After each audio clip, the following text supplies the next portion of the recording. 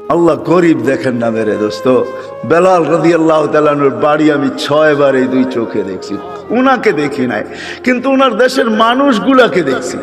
এখনো পছন্দ হয় না, না রং না ঢং।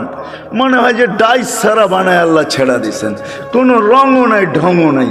1400 বছর আগের বেলাল কেমন ছিল ভাবেন। আল্লাহর কাছে তার পরিচয়, ছোট্ট জীবনটাকে সে গড়ছিল, এটাই তার কাছে পুঁজি ছিল, আর কিচ্ছু ছিল না। এটাই ছিল, কৃতদাস ছিল, আবার পুঁজি হবে তো হবে কি। বেলাল তো ইথিওপিয়ার ছিল, এখনো তার বাড়িটা ঐতিহ্য হিসাবে রাখা আছে। ছোট্ট পাহাড়ের পদদেশে জঙ্গলের ভিতরে ওই ছোট্ট বাড়িটাকে এখনো সিমসাম সাজায় রাখা আছে।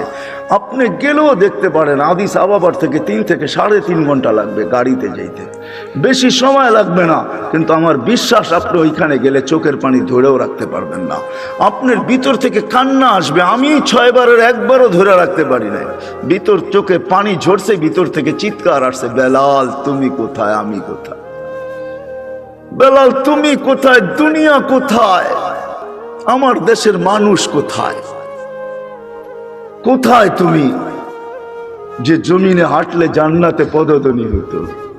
3 মাস মদিনার থেকে দূরে থাকলে আল্লাহর রসুল স্বপ্নে যায় ডাইকা নিয়ে আসতেন, যে নিজ কবর থেকে উঠবেন, আল্লাহ রসুলের পায়ের নিচের থেকে কিয়ামতের দিন উঠবে, উঠেই আজান দিবে, যে খালি পায়ে উলঙ্গ কিয়ামতের মাঠে